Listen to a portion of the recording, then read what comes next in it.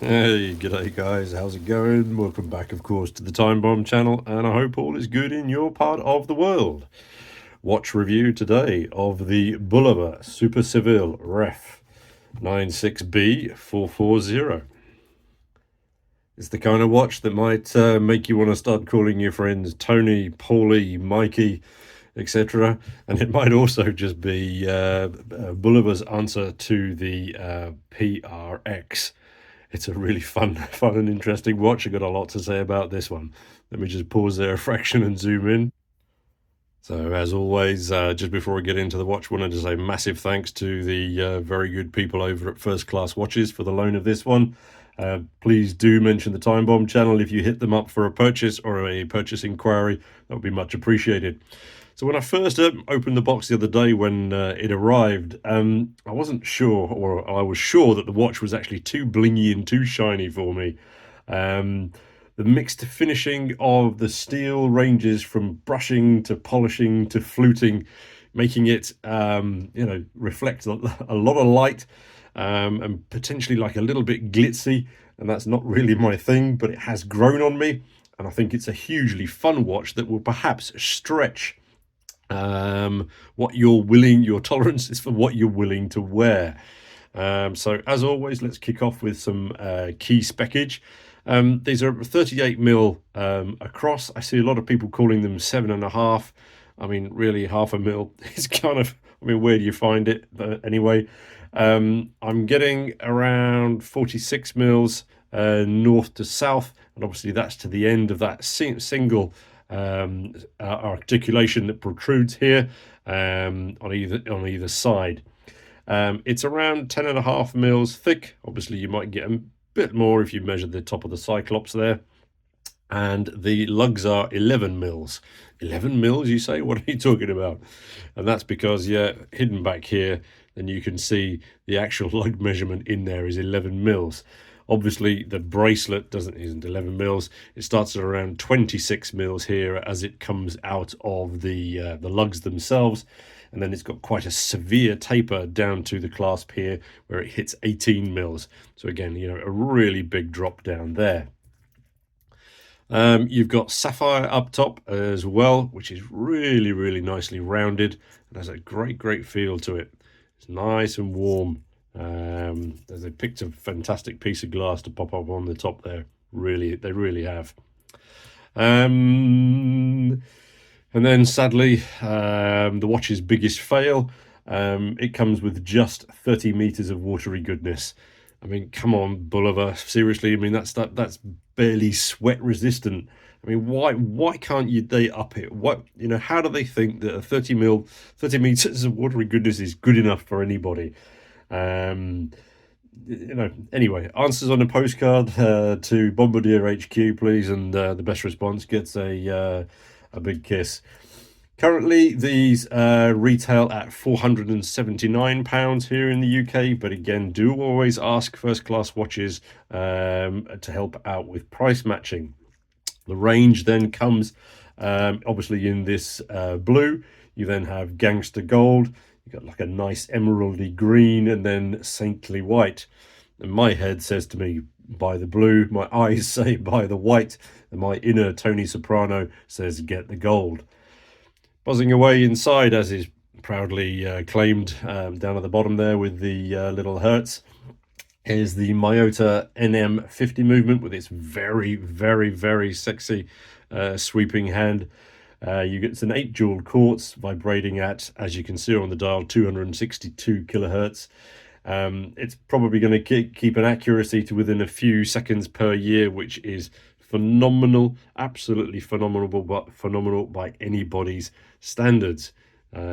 Truly stunning little quartz movement in there. Personally, I struggle with fluted bezels. As I mentioned earlier, I just find them a little bit too glitzy. But obviously, this is fairly faithful to that 70s, to the older 70s versions that they had. So they kind of had to include it, I suppose. And yeah, it's just the vibe, isn't it? So yeah, I probably just need to get over that. However, unlike the 70s rounder versions, this one is semi-square. It's almost a squircle, if you want to call it that. They've picked a fairly small lump of sapphire there to use on the Cyclops, and you can just see there that depending on the angle, you can actually see the framed date window. But most of the time, the date, the framing of the date window actually disappears behind, because yeah, as you can see, it's just, if they'd picked a slightly bigger one, you would be able to see more of that. But I suppose if they'd picked a bigger one, it may have dominated a little bit too much. It's ironic as well, I think, perhaps, that the court's takeover may have been responsible for removing the appeal of the old Super Sevilles, and that they've then gone and used courts in this one. Maybe what they'll do in the future is release an auto version, a little bit as Tissot have done with the PRX. The blue dial, as you can see there, I mean, it's just beautiful. Getting a lot of light reflection off it. I'm not sure if I'm going to be able to show you this properly. Let me just change the lighting a little. Yeah, so what I wanted to show you, that the dial is not actually matte. It actually has a vertical brushing on it, which is, again, very, very subtle, but quite nice. I suppose many people would prefer a sunburst on this, and I can really see how with a sunburst it would also work very well indeed.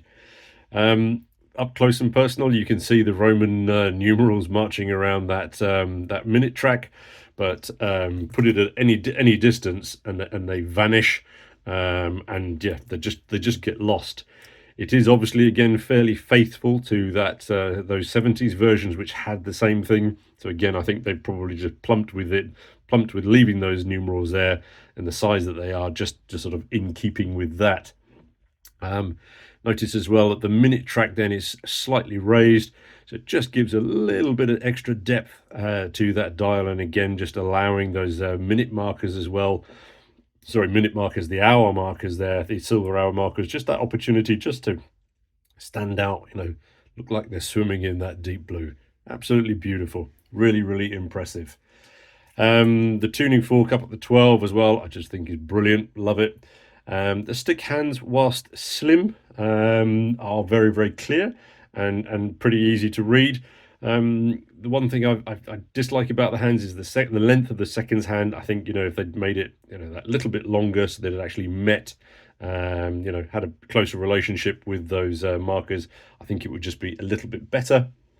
And coming back to my pasta eating friends, the bracelet is absolutely huge. Let me just zoom back out again. It's massive. I can almost, I can get my hand through that bracelet.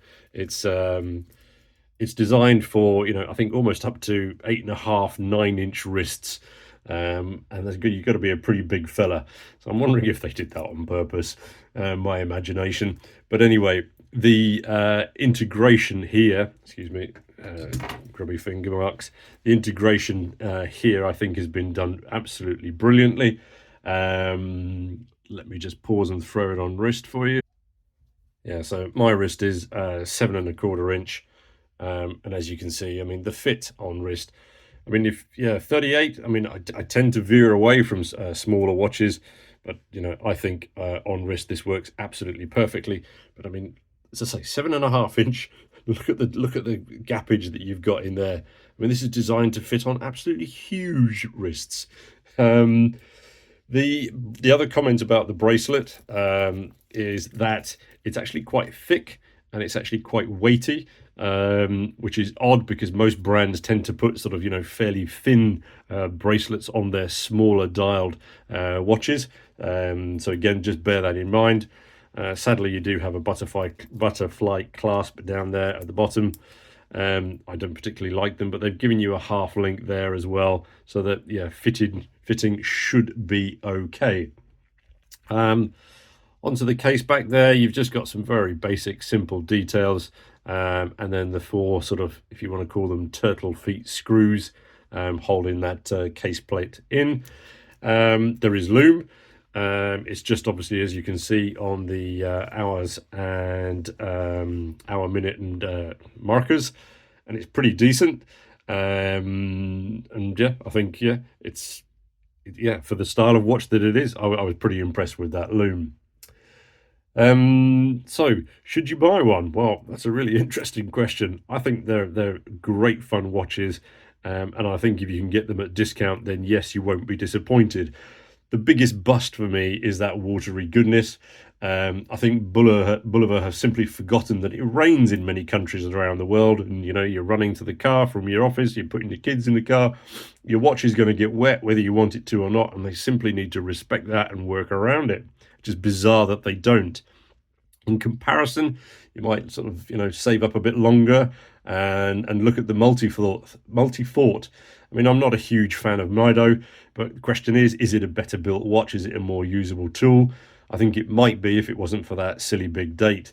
Um, anyway, as always, guys, those are just my thoughts, my random thoughts. Over to you guys. Really look forward to hearing your thoughts down below. Massive thanks again to First Class Watches for the loan of this one. Really, really impressed with it. God, I just wish they could change the watery goodness. Anyway, catch you all in the next vid. Cheers, guys.